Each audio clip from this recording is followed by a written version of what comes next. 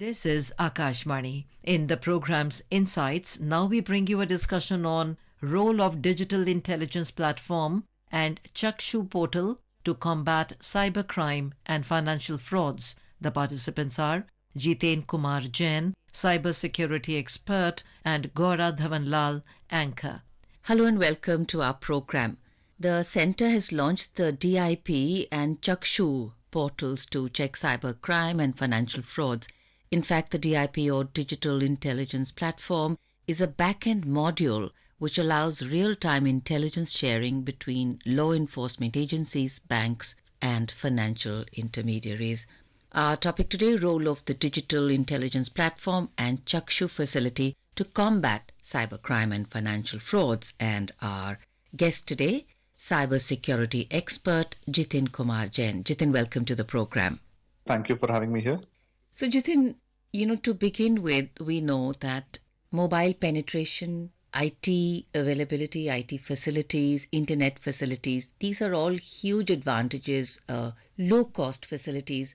The penetration in the Indian market is very, very strong of all these things. Now we are seeing that the same advantages which were actually making digital penetration strong is now turning out to be a disadvantage for cybercrime. What are your views on the fact and how can we combat this? You see, in last 10 to 15 years, India has gone phenomenally in terms of mobile penetration amongst its rural population, especially. And then I think today, with the evolution of 4G and 5G in last 7 to 8 years, we are today one of the largest smartphone population in the world.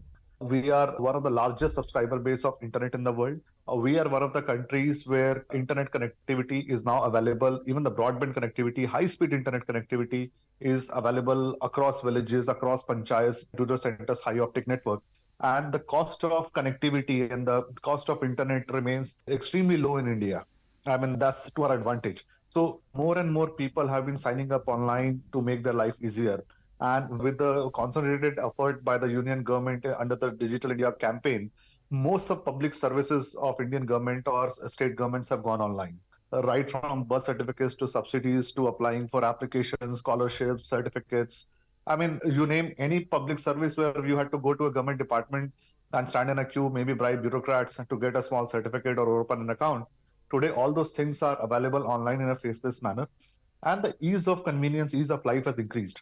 Two, with the evolution of Aadhaar and the mass open campaign to get poor people or the farmers or the people who are standing at the last leg of our society into the formal banking system.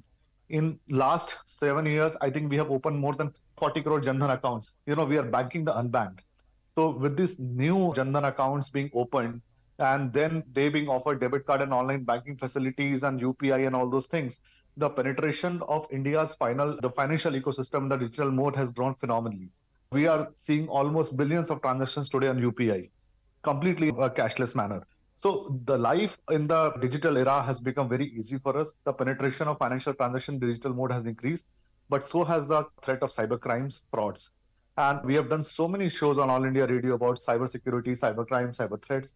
But at the end of every discussion, I think there has always been one common question which has been asked: what can a common man do to save him? But that also reflects that common man is under threat. His savings are under threat.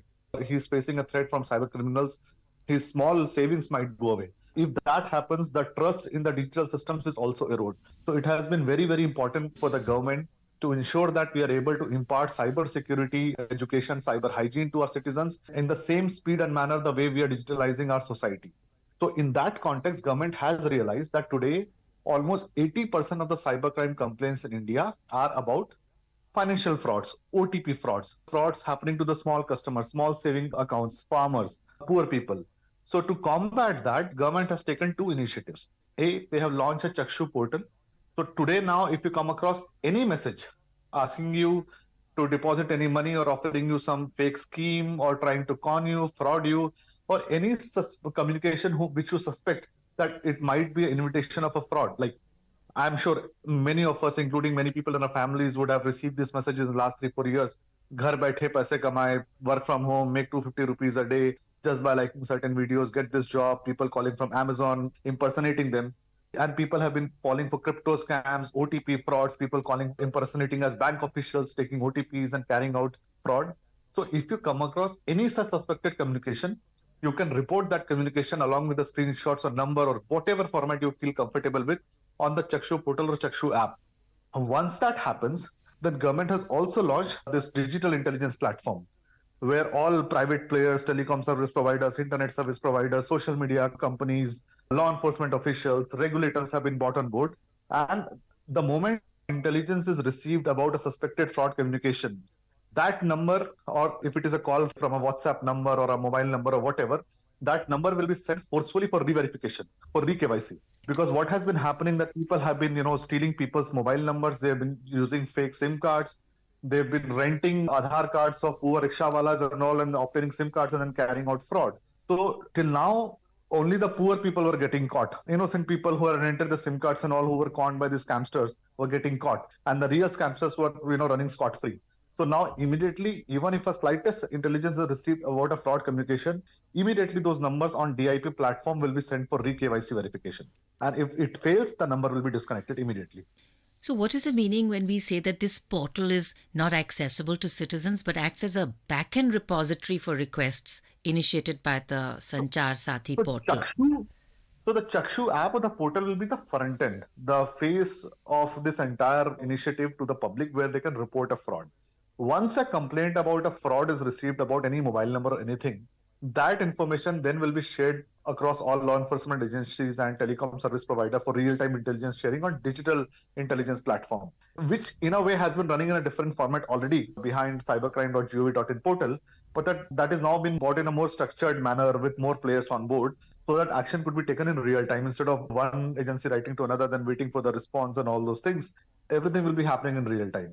So for example, suppose you receive a fake WhatsApp call for extortion or honey trapping or say, offering you to double your investments in a fake crypto scam, you immediately take a screenshot of that WhatsApp chat and then upload on the Chakshu portal. Immediately that number from where the fake WhatsApp call came or this fake offer came will be reported to the telecom service provider, and that SIM card will be asked to redo the KYC with the person coming in physically.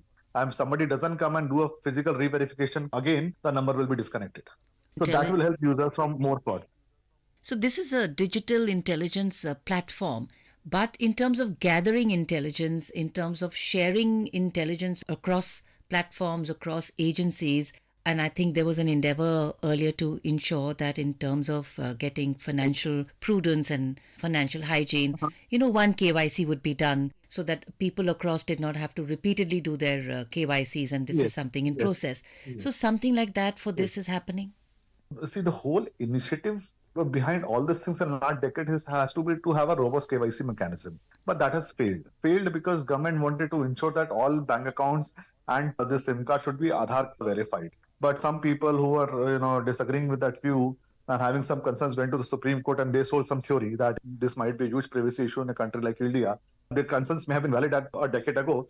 But today, I think you go to any democracy across the world, almost all public services are, connected to a national ID.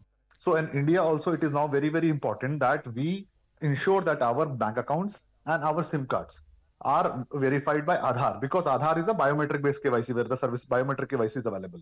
So once you go for biometric KYC, people obtaining SIM cards from giving fake documents of someone else, that probability will reduce. So that will automatically bring down the SIMs from, let's say, 80%, 90% will come down. Now, second thing, what is happening, you see, I think almost 110 crore people in India today have an Aadhaar card. So what these scamsters have been doing, they go to a poor rickshawala or a luggage picker at the railway station and they say that, look, you don't have any savings anyways. So just give me your Jan Dhan bank account debit card or give me a copy of your Aadhaar card. I will give you 500,000 rupees a week. And that poor rickshawala or a luggage picker doesn't even know what his Aadhaar card or bank account is being used for. And because they are not worried, they anyways have a zero balance in the account. And if somebody is promising them 100,000, 2,000 rupees just for giving a debit card or just for giving an Aadhaar copy, these innocent people end up giving it. And then these people go to a telecom service provider, give their Aadhaar card and obtain a SIM on the name of that poor person who is not even aware what SIM card has been obtained on his identity. And then these people activate WhatsApp on those SIM cards and carry out frauds. Sometimes when police investigate and is able to figure out a fake mobile phone, the person who gets arrested or caught by the police is that poor luggage picker or a rickshawala who doesn't even know what has happened. So now to break this whole scheme, A, we have to do a biometric based KYC. Second, the moment you get a report of any fraud or a suspected fraud communication by any number, government will now say, okay, whoever the owner of that Aadhaar card or number is has to physically come and redo a KYC.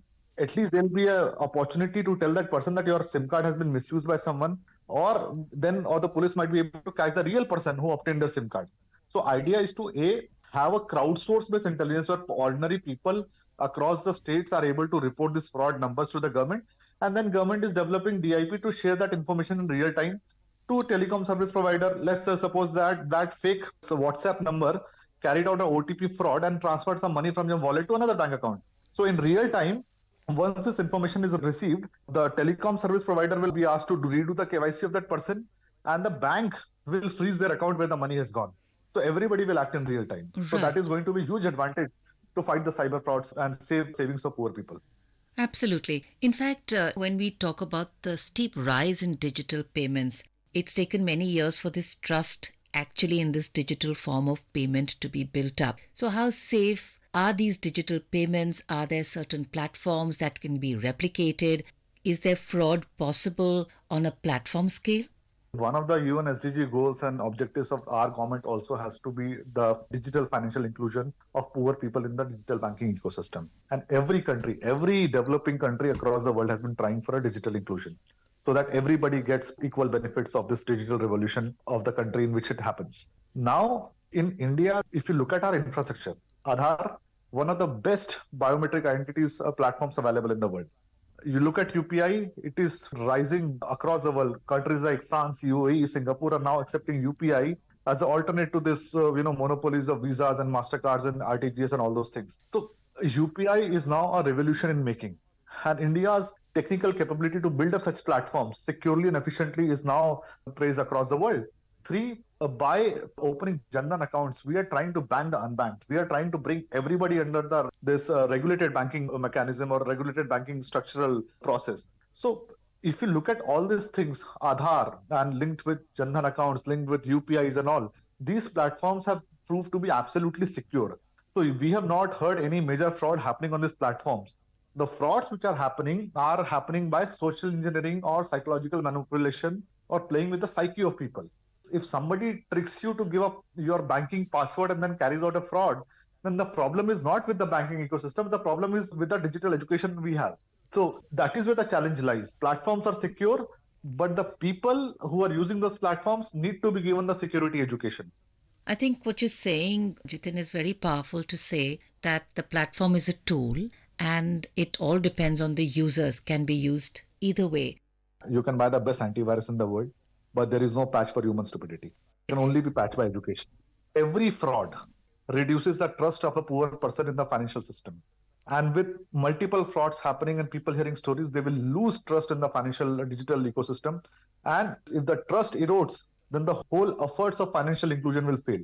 So it is very necessary not only to save money and to fight frauds, but also for the purpose of financial inclusion, the trust in ecosystem, we have to fight the cyber frauds at the population scale.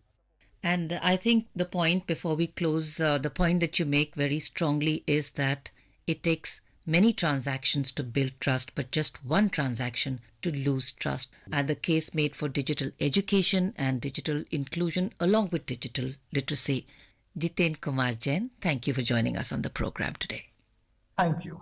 You were listening to a discussion on role of digital intelligence platform and Chakshu portal to combat cybercrime and financial frauds. The participants were Jiten Kumar Jain, cybersecurity expert, and Dhawan, anchor. This program was produced and presented by the News Services Division of Akashvani. You can listen to it on our mobile app News on AIR. This program is also available on our YouTube channel, News on AIR Official. You may share your feedback about this program through email at airnsdtalks@gmail.com or WhatsApp on 928 909 4044.